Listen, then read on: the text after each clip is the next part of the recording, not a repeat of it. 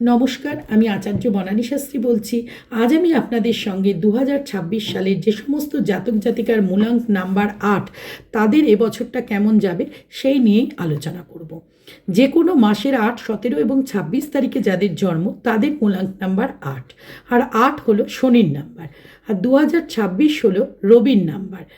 আর এবছরটা আপনাদের নানান সমস্যার মধ্যে দিয়েই কাটবে, তবে এই সমস্যাগুলি যাতে কিছুটা কম হয় তার জন্য আমি কিছু রিমেডি দেব। সেই রিমেডিটা জানতে হলে কিন্তু আপনাদের আমার ভিডিওর সাথে শেষ অবধি থাকতে হবে। এবছর যারা পড়াশুনোর সাথে যুক্ত আছেন বা বাচ্চারা যারা পড়াশুনো করেন তারা কিন্তু একটু অমনোযোগী হয়ে উঠবেন, তার জন্য কিন্তু বাবা মাদের একটু সতর্ক থাকতে হবে।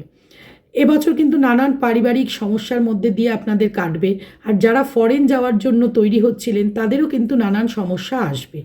এবছরে যারা বিবাহের জন্য প্রস্তুত হচ্ছিলেন তাদের বিবাহের সম্ভাবনা রয়েছে, এমনকি যারা কম্পিটিটিভ পরীক্ষায় বসবেন মনে করছিলেন তাদেরও এবছরটা ভালো সময়।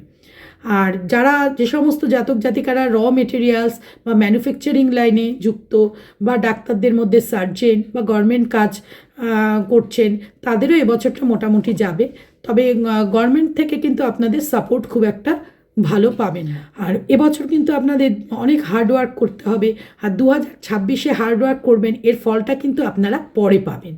তবে যে কাজই করুন না কেন অনেক বাধা আসবে, আর তার জন্য আপনাকে অনেক জবাবদিহিও করতে হবে।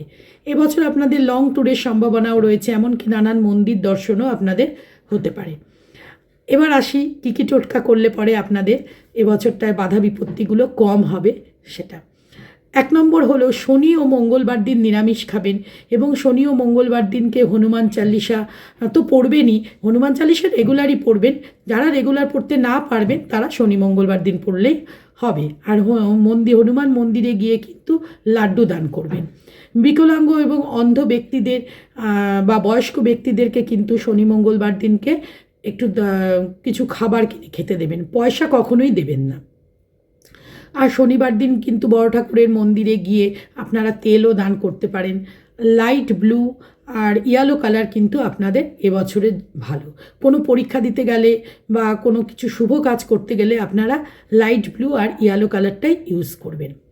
এই টোটকাগুলো করলে আপনাদের পুরো বাধা কেটে যাবে তা কিন্তু বলছি না, কিছুটা বাধা কম হবে। আমার ভিডিওটি যদি ভালো লেগে থাকে তাহলে লাইক করবেন, সাবস্ক্রাইব করবেন এবং কমেন্টস করবেন। নমস্কার, আজ আসি, আবার নেক্সট ভিডিওতে আপনাদের সঙ্গে দেখা হবে।